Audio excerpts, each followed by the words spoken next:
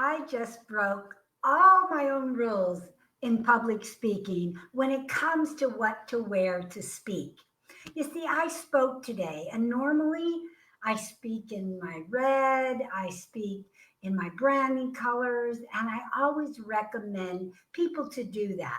And normally I do that. But this morning I got up, I got in a, was maybe in a little fun mood. I was going to say sassy mood, but a little fun mood, and I knew I was speaking at a very small group of Christian business owners, and I just wanted to be more summery and more bright. So I chose this particular dress, and I even wore dangly earrings, which also is a big no-no, or what I teach my clients is a big no-no.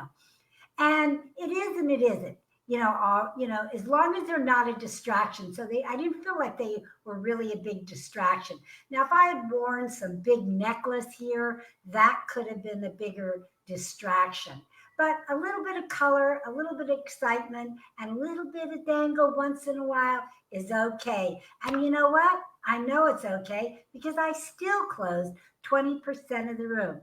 So if you have the kind of confidence that you can pull it off, go ahead and try it.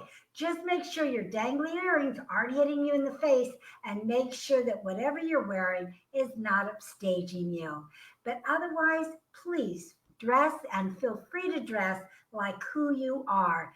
Just make sure there's no distractions. Hi, I'm Arvee Robinson. I'm the master speaker trainer, international speaker, and author, and I often bring you tips from the platform. So until next time, bye bye.